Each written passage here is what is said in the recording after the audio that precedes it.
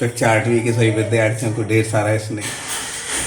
अनेक बार कहते हैं जब स्नेह शब्द आता है तो लगता है सही और गलत की पहचान बताएं। यदि सही बात की पहचान हो जाती है तो गलत के लिए तो समय नहीं होता है ना। तो निश्चित रूप से हमारे बच्चे भोले, निर्मल और पवित्र हैं। तो विचार आ रहा होगा कि पाठ 4 संज्ञा, इसमें हमने जातिवाचक संज्ञा तो पिछले वीडियो के माध्यम से समझ ली थी। आज जातिवाचक संज्ञा के भेद समझना है। भेद मतलब जितनी हम गहराई से कोई चीज़ समझते हो उतना आनंद भी आता है और उसके जीवन में बहुत ऊंचाई भी आती है। तो देखना कि समूहवाचक संज्ञा, जातिवाचक संज्ञा का ही एक भेद है। कहीं कहीं लोगों ने उसके लिए चौथे क्रम में लिया है, लेकिन हम उसको तो सिर्फ हमें ये ध्यान रखना चाहिए कि हमें आम खाने से मतलब होना चाहिए, गुठली गिनने से मतलब नहीं होना चाहिए। हमें तो समूहवाचक समझना। किस आधार पर समझ रहे, जातिवाचक के भेद के आधार पर समझ रहे तो भी हो सकता है। यदि जातिवाचक के आधार पर नहीं समझ पा रहे हैं तो उसके हिसाब से हो सकता है, ठीक है ना। तो उस दृष्टि से इसको समझना पड़ेगा कि वास्तव में यह जातिवाचक संज्ञा के एक स्वरूप में समूहवाचक संज्ञा, जिन संज्ञा शब्दों से किसी समूह, बेटा ध्यान रखना, एक एक शब्द को मुझे अच्छे से देखना चाहिए।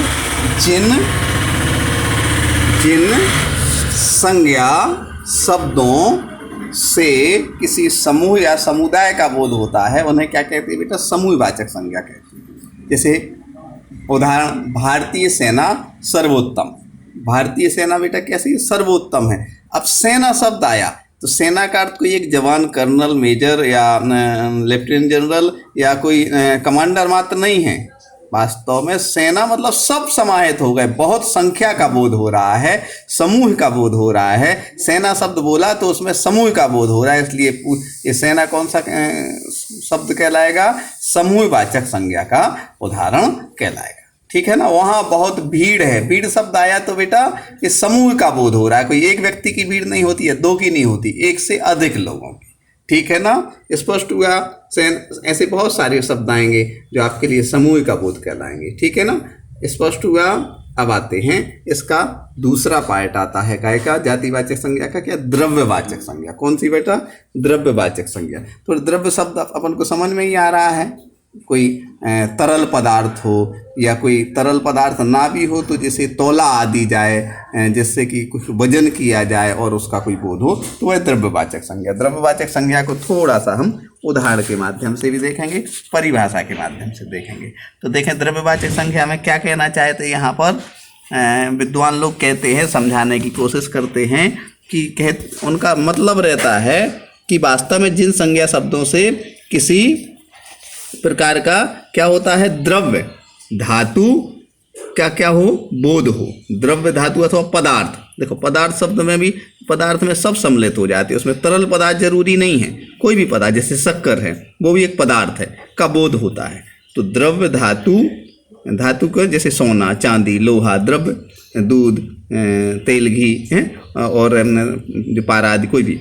इसके बाद पदार्थ में कोई भी और अन्य चीज़ें हो सकती हैं जो तौली आ जा सकें, तो वो सब क्या है? उसे द्रव्यवाचक संज्ञा कहते हैं। जैसे घी ये द्रव्य है, दूध द्रव्य है, दही द्रव्य है, पानी द्रव्य है, चाय द्रव्य है, चीनी पदार्थ के अंतर्गत आएगी फिर भी द्रव्य है, चावल पदार्थ के अंतर्गत आएगा, सोना धातु के अंतर्गत आएगा फिर भी द्रव्य है, चांदी, पीतल, लोहा, लकड़ी, मिट्टी आदि। बेटा एक धर्म विशेष की बात ना करके उसमें ऐसा लोग कहते हैं कि द्रव्य शब्द आया है, द्रव्य ये जड़ द्रव्य मानी जाती, धन पैसा प्रतिष्ठा द्रव्य है ना।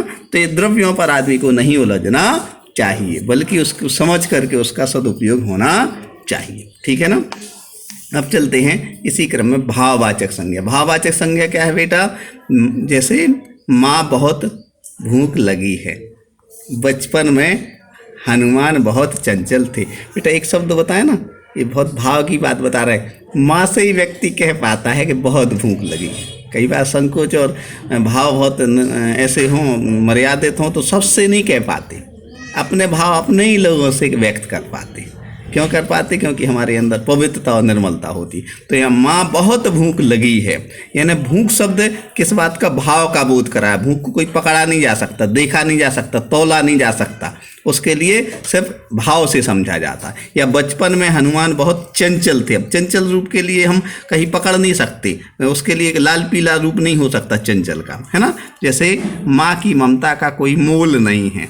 बेटा ये माँ की ममता शब्द आया, ममता शब्द कहीं ऐसा नहीं है कि पीला होता, काला होता, सफ़ेद होता। ममता भाव का बोध है। वास्तव में जब तो माँ नहीं होती तब माँ का क्या होता है? एहसास होता है। हाँ, ये जरूर हो सकता है जिसके अंदर मातृत्व हो, मातृत्व मतलब निर्मल प्रेम हो, वो भी माँ का दूसरा रूप होता है, इसलिए सब भाव के अंतर्गत आती है। पिता में भी मातृत्व हो सकता, बहन में भी हो सकता, भाई में भी हो सकता है, पड़ोसी में, किसी में भी हो सकता है। निश्चल प्रेम, अपनत्व, वो ममता का रूप है ना, और ममता भाव के अंतर्गत आएगी। ठीक है ना बेटा। अब आते हैं हाँ, जीवन साथी सब लोगों के प्रति मातृत्व का भाव है, भाववाचक के अंतर्गत आएगा। ऐसे किसी हम तौल नहीं सकते किसी चीज़ से। ठीक है ना। अब आते हैं जिस संज्ञा शब्द से किसी गुण, दोष, भाव, अवस्था, ये ध्यान रखना बेटा, सूझ में जानना चाहिए। हमारा व्हाट्सएप के माध्यम से पढ़ाना तब सार्थक है बेटा जब आप तो नेट पे भी सर्च करके कुछ समझ सकते, लेकिन हम ये स्पष्ट करें गुण अच्छाई कोई बात है, वो भाव से। ईमानदारी का कोई लाल पीली हरी नहीं होती, नहीं ईमानदारी, या ईमानदारी आपके लिए कोई आप स्पष्ट नहीं कर सकते, वो भाव से जुड़ी है। दोष भी स्पष्ट नहीं कर सकते, भाव से जुड़े हैं। और भाव तो आते ही हैं, अच्छे भाव, बुरे भाव। अवस्था, अवस्था वृद्धावस्था, वृद्धावस्था अपन ये नहीं कह सकते कि वृद्धावस्था का कोई एक स्वरूप है। वृद्धावस्था अपने अंदर की भाव स्थिति का बोध है। बहुत सारे वृद्ध 80 साल के लोग भी युवा होते हैं, क्योंकि अवस्था भाव से जुड़ी होती है। विशेषता, विशेषता कोई स्पेशलिटी जो होती है ना, वह भी भाव से जुड़ी हुई है। ठीक है ना। ये भाववाचक संज्ञा के अंतर्गत आते हैं। बेटा ध्यान रखना, ये शब्द जो आए हैं, भूख, प्यास, बचपन, बुढ़ापा, जवानी, मिठास, खटास, हरियाली, सुंदरता, क्रोध, दुख, खुशी, ईमानदारी, सच्चाई, ममता, ये शब्द क्या हैं? एकता, आज़ादी, अहिंसा, अमीरी, गरीबी, ये सब भाव से। बहुत सारा गरीब व्यक्ति भी अमीर हो सकता है, उसके पास जो है उसकी वो कीमत करे। कई बात अमीर व्यक्ति भी गरीब हो सकता है, वो भाव से जुड़ा है। अमीरी भाव से होती है, बाहरी व्यवस्थाओं से नहीं होती। बाहरी व्यवस्थाएं तो बेटा अच्छा समय आता है सब हो जाती हैं, बुरा समय आता है सब चली जाती हैं। तो इस भाव से हमें समझना चाहिए। ठीक है ना। अब भाववाचक संज्ञाओं का निर्माण कैसे होता है ये भी हमें थोड़ा सा समझना है। भाववाचक संज्ञा 5 प्रकार की बनाई जाती है। कौन सी? जातिवाचक शब्दों से, सर्वनाम शब्दों से, विशेषण शब्दों से, क्रिया शब्दों से और अव्ययों से। आप देखना, जैसे आपके यहाँ आटा है तो आटे से पूड़ी भी बन जाती, पराठा भी बन जाता है, आटे से हलवा भी बन जाता होता कि नहीं? ये मम्मी लोग जानते, यदि आप लोग हैं तो ये भी अपन सबको जानना चाहिए। तो ऐसे ही जो है जातिवाचक संज्ञा से ही भाववाचक संज्ञा बन जाती, सर्वनाम से ही भाववाचक संज्ञा बन जाती, विशेषण से ही बन जाती, क्रिया शब्दों से, अव्यय से ही बन जाती। देखें, जैसे ममता मातृत्व कहलाती। देखो, ममता से मातृत्व बन गया, माता से मातृत्व बन गया, यहाँ माता से बनाया गया। माता से क्या बना है? मातृत्व। माता क्या है? एक जाति का बोध है। ऐसा नहीं कि किसी का नाम राम सखी है तो माता है, या किसी का नाम क्या है गौरांगना है तो वो स्त्री का नाम है, लेकिन वास्तव में वो माता है। या किसी का नाम जो है स्मिता है, वो माँ है, तो स्मिता नाम व्यक्तिवाचक आ जाएगा, वो माता अकेला शब्द आ गया। तो जैसे सचिन तेंदुलकर ने अपना भारत रत्न किसको समर्पित किया था? सब माताओं को समर्पित किया था। माताओं को समर्पित किया था मतलब एक किसी माता को नहीं किया था, ये जातिवाचक के अंतर्गत आएगा। ठीक है ना। पिता, बंधु, गुरु, इंसान, कुमार, शिष्य। अब शिष्य से क्या बना? शैशव बना। इसको ठीक से आप पढ़िएगा, पढ़ करके इनके शब्दों का भाववाचक संज्ञा को देखिएगा। अगले वीडियो में आपको ये सब कुछ स्पष्ट करेंगे, और स्पष्ट के साथ में आप एक्सरसाइज की तैयारी भी करेंगे। आपको स्पष्ट हो रहा है बेटा?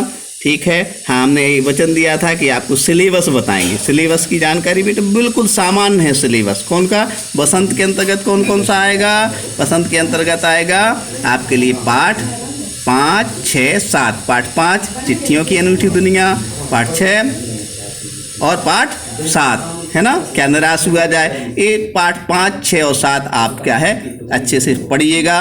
और इसमें व्याकरण में क्या आएगा बेटा? पाठ 2, पाठ 3 और पाठ 4, है ना। पाठ 2 में क्या है बेटा? आपको इंग्लिश के अंतर्गत आपको स्पष्ट कर दे रहा है। पाठ 2 में हो जाता है वर्ण विचार। पाठ 3 में क्या होता है? शब्द विचार। और पाठ 4 में क्या होता है बेटा? संज्ञा, है ना। ये तीनों पाठ इसमें आएंगे, ठीक है ना। 3-3-6 पाठ तो कुल हैं ही, और अच्छे से पढ़ना। इसको पढ़ करके आपको सूक्ष्म पढ़ोगे तो आपको जो एक्सरसाइज आएगी ना, जो आपको पेपर होगा ना, उसमें आप ठीक से अपने लिख सकोगे, ठीक है ना। आज सिलेबस हमने आपको स्पष्ट कर दिया। वसंत के पाठ 5, 6, 7 और व्याकरण मंजरी के पाठ 2, 3 और 4, ठीक है। कैसा पेपर आएगा, क्या पेपर आएगा, ये तो आपकी योग्यता, आप कुछ कैसा ही प्रश्न आए, आपने अच्छे से पढ़ा तो आप उसको टिक लगा सकते हैं। जरूरी नहीं है कि आप याद करें, समझें तो आपको प्रश्न समझ करके आप उत्तर लिख सकेंगे, ठीक है। ढेर सारा इसमें